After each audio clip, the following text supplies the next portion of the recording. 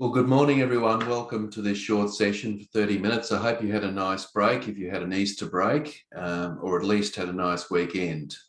So welcome. And for those of you who are new, my name's Tim Baker, and I want to just talk to you a little bit about a very interesting concept this morning around super teams. I came across this term about 8 months ago when I was reading up for my latest book, The Future of Human Resources, and I found it a very interesting concept, and I wanted to talk a little bit about it today and explain to you what it means and perhaps what impact it's going to have on the world of work in the next several years. And it surely will, and I think it probably is right now. So let's have a look, and I'll just share my screen and then away we go. So those of you who don't know me, I'm a keynote speaker. I still am active in sport. I run some workshops, and I'm an author of about 16 books. So one of the books that I wanted to talk about specifically today is the Future of Human Resources, Unlocking Human Potential. I think we're at a very interesting crossroads in our world at the moment, post-COVID, where I think everything is basically open for scrutiny and questioning, and including human resources and how we manage people at work. How do we get the very best from the people that we lead? And I want to talk a little bit about that basically as well today. Okay, so I don't think this is necessarily an objection, but I would say that there may be a thought in your mind, as there was with me when I first saw this term: is the concept of super teams just another HR fad? And that's a fair question to ask. I don't think it is. Certainly the term super teams may not be, it may change, but I think the concept of super teams is not likely to be a fad. And I'll explain why that's the case shortly. So I'll obviously explain what a super team is, and I'll talk about how it works, and in our brief time together, and then I'll have a special offer for you at the end of this webinar that you might like to take advantage of. Okay, so here's a quote that probably just sets it up very nicely around what a super team is. We can't stem the tide of technology any more than we can stem the tide of an ocean, but we can be smarter about how we collaborate with it. Now, that's a quote from me in my book, The Future of Human Resources. And I guess what I'm saying is here that we have to learn to live with technology. Not only do we need to learn to live with technology, we need to learn to collaborate with it. I mean, and you might say, well, that's a very strange thing to say because it's all around us, it's everywhere. But the truth of the matter is there are lots and lots of people who still feel, and I understand why, very threatened by AI and robotics in general. And the reason for that, of course, is because those jobs or that technology, those smart machines may well one day take my job if they haven't already done so. And of course, as we know, those things are encroaching on everything in life, every single thing that we do. There's nothing that we aren't doing these days where we don't have some sort of smart machine or technology or AI involved. Now, that's not likely to go away. And I think we'd all accept that. And the reason for that, of course, is it helps us to do things more efficiently and effectively. And so it's here to stay. So the paradigm around feeling threatened by AI has to be replaced with a paradigm of collaboration. And we'll look at that as well. And that's at the heart of what super teams is all about. So the idea of the super team builds on two changes that have taken place over the last decade. Things have moved very quickly over the last 10 years, and one of those developments has been the rise of teams, and it's prominent in organizational structures. So teams themselves now are the premier building block of organizations. Once upon a time, it was hierarchy and it was a department. Now it's moving very swiftly over the last 10 years towards teams as the major building block. Now, this is central to the concept of super teams. And the other development, of course, is the adoption of AI in the workplace. So we've got the rise of teams and we've got the rise of AI. So those two basic forces have now joined to become what we might refer to as a super team. In other words, what it is human beings working with AI in a collaborative manner to produce extraordinary results or super results. And so we are now seeing that across a number of different industries, not all, but most industries. And here's a couple of prominent players in this field, and they talk about the concept of collaborative intelligence, and I think it's a very good term. So they say here that through such collaborative intelligence, humans and AI are actively enhancing each other's complementary skills. The leadership, teamwork, creativity, and social skills of the former, and the speed, scalability, and quantitative capacities of the latter. So we have human beings who still have enormous benefits that they can bring to the world of work around leadership and teamwork and empathy. These sorts of things so far haven't been able to be duplicated successfully by machines. And we've also got, of course, the speed and scalability and the accuracy of AI. So when we bring those two together, this is what we call collaborative intelligence. And this collaborative intelligence is going to be the thing that will pretty much guide business and indeed nearly everything we do for the foreseeable future of this century.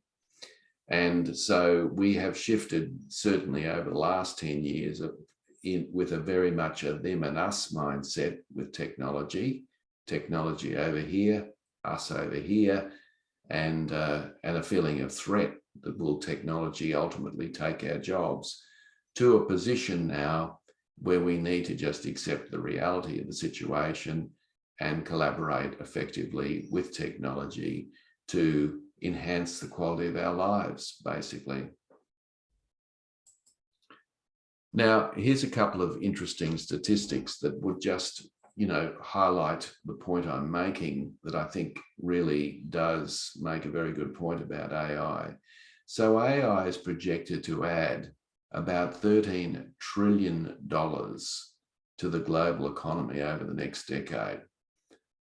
That's a significant amount of money that will be, will flood into the marketplace over the next decade. So clearly, this is the growth area. But here's where it gets interesting. 59% say that redesigning jobs to integrate AI technology is important or very important to their success over the next 12 to 18 months. So most business leaders acknowledge that using AI technology is either important or very important to the success and survival of their business. So there's no question that not only is it going to increase, there's also a recognition that it needs to increase. But here's where it gets interesting. Only 7% say that they're very ready to address this trend. Only 7%. So there is an enormous gap in the marketplace around readiness to be able to embrace this collaborative intelligence I talked about earlier. So obviously there's enormous opportunities there for educating and training and building collaborative processes between human beings and AI. And this, of course, is where super teams comes into play. So this is why super teams is the next big thing, in my view, in the world of work. So we have actually progressed from a concept called Superjobs to Superteams. So Superjobs was basically one individual in a job working collaboratively with technology to help them enhance the products or services that they produced. So of course, every profession that we know uses technology. Everyone uses technology to a certain extent. So we had an opportunity for human beings to certainly excel in terms of the way they could produce what they produced, because they could use AI technology to help them. But now the shift is away from jobs towards groups of people that we call teams working with the same technology or perhaps advanced technology. So there is a shift from the super job to the super team. And it doesn't mean that individuals won't work, collaboratively with technology. Of course they will. But I think the big shift now will be to move towards super teams, where teams are integrating their own human capabilities with those of technology. So I think, if you look at what's happened in our brief history around this whole subject area, the first phase or stage was really where people were replaced by technology. So this was the threatening phase, particularly in the latter part of the last century, early part of this century, where basically it was very obvious that AI and smart machines in some places could replace people. Now, let me give you a simple example of that. Now, machines are now more capable of being able to diagnose diseases in eyes than, the world's best eye doctor.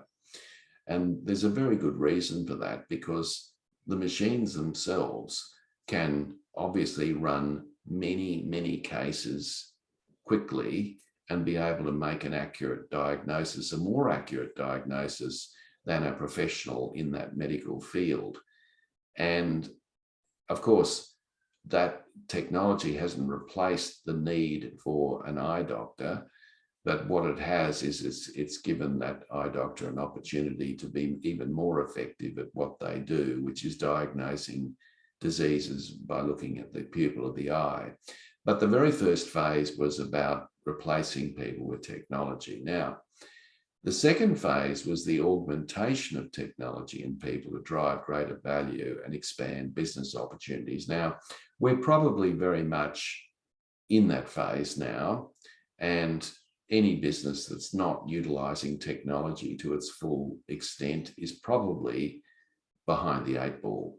And I can't even think of an industry, or I can't think of anything where technology would not have a significant role to play in improving the quality of the service or the goods that business might produce. But the third phase that we're moving into now is the phase where the mindsets need to change. In other words, we need to now think differently about our relationship with technology. In other words, jobs need to be restructured, and new training and development opportunities need to be provided to accommodate this whole emphasis on smart machines, robotics, and AI. So we are finding, and of course, there is a school of thought that suggests that technology is increasing at such a rapid rate that ultimately what will happen is that there will be no jobs, which is kind of like a sobering thought, isn't it? Daniel Susskind's book, A World Without Work, is a really good read, and I'd strongly recommend you get a copy of that book.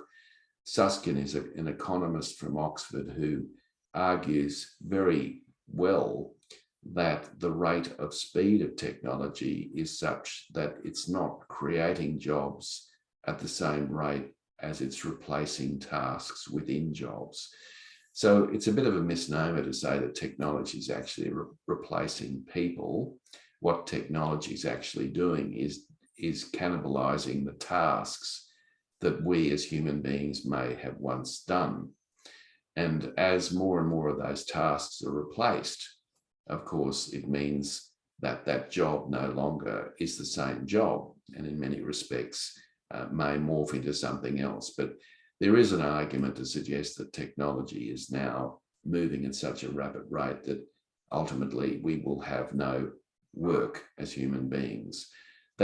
Susskind doesn't say that's going to happen over the next decade. It's not as if it's going to happen tomorrow, but he argues passionately that it's going to happen at some stage in our lives. So,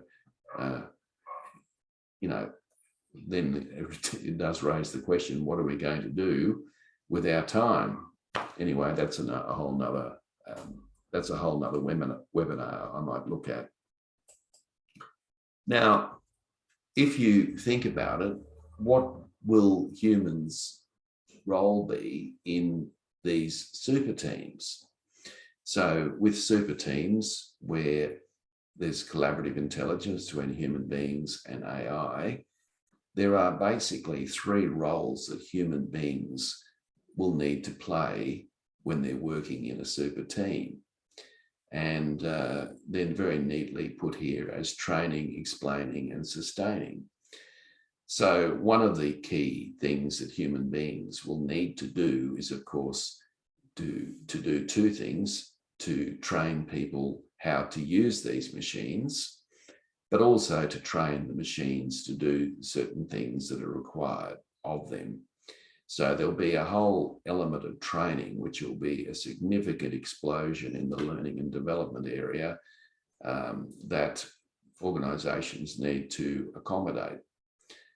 But also there's the explaining role, and that is when these machines produce data and complexities, when they're looking at problems, human beings are going to need to explain those in layman's terms to the people who will use these data. So there is an explaining role as well that will be critically important, so that people will decipher some of the evidence that's crunched by these smart machines. But there's also another element to this too, where it is about sustaining the machines themselves, making sure that the machines are ethical, making sure that the assumptions that are fed into those machines are fair and reasonable, and basically just sustaining the use of those machines. Now, I'm not suggesting that these are the only roles that human beings will play, but what I'm suggesting is that these roles will expand significantly over the next 10 years.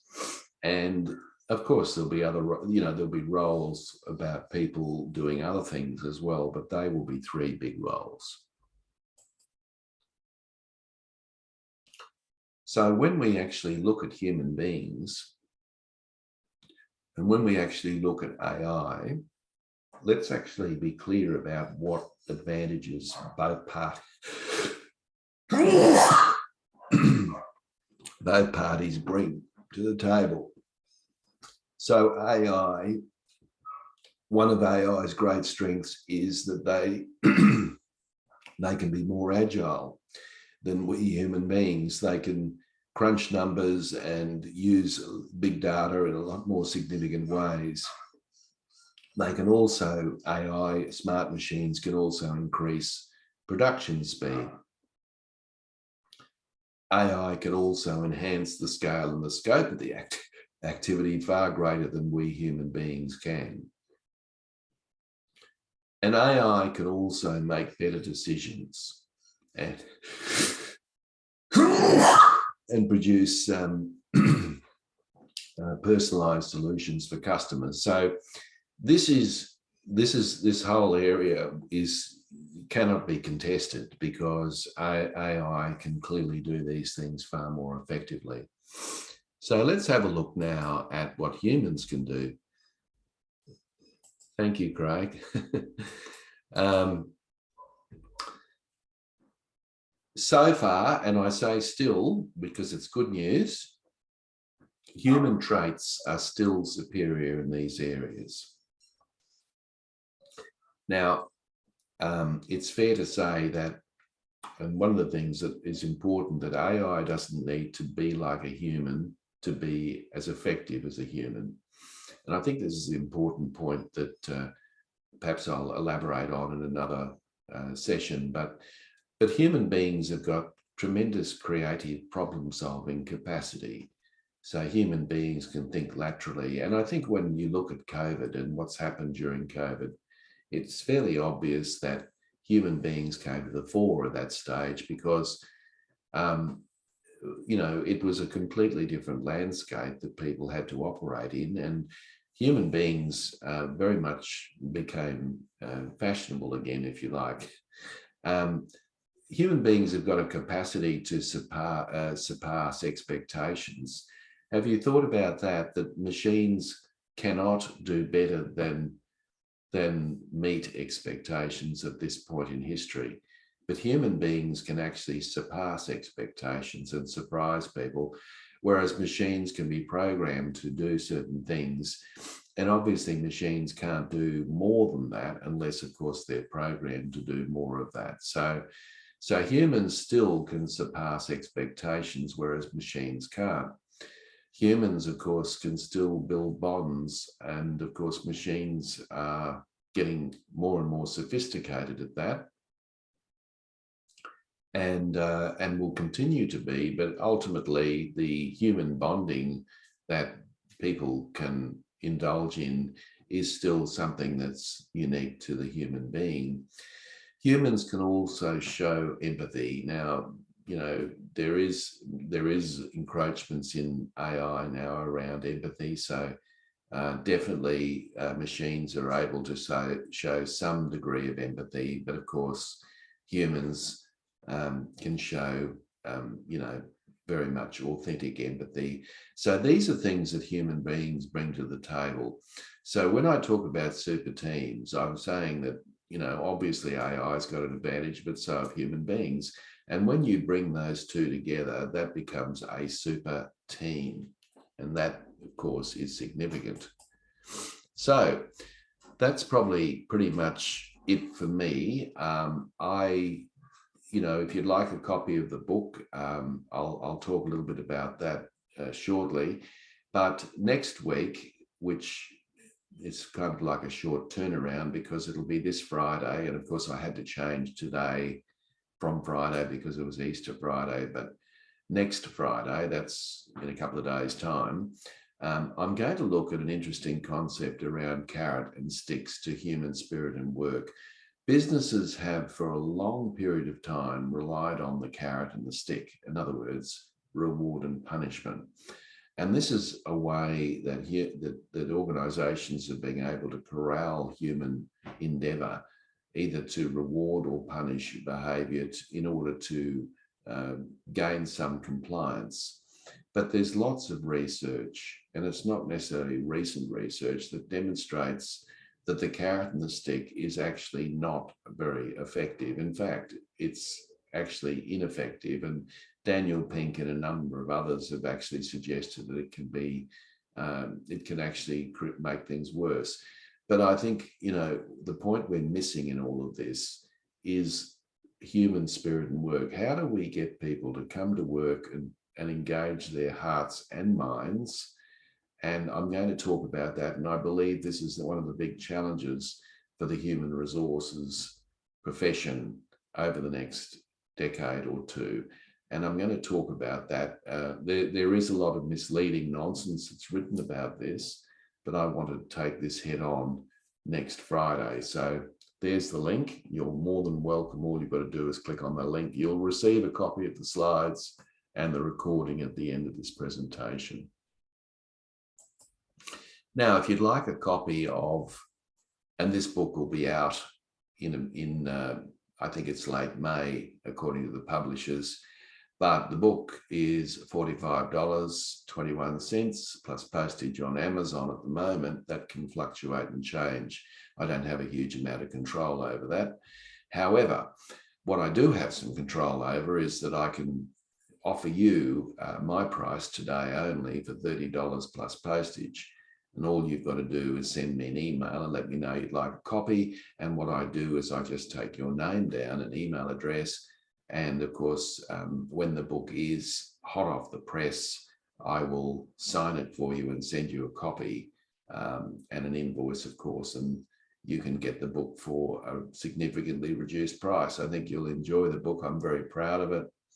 I think I've covered a lot of territory in the book for what the HR profession needs to do in order to recraft itself, with notwithstanding all the challenges it has post-COVID.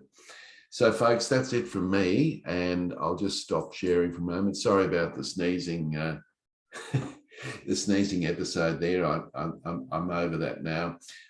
You'll get a copy of the slides from me. You'll get a copy of the recording from me sometime today. And hopefully I will see you next Friday, and we'll look at the carrot and the stick form of motivation and look at how the new form of motivation, which of course is about human spirit and work and how that might work. So thanks everyone, all the best, and have a wonderful week, and hopefully catch you next Friday. Thank you and goodbye.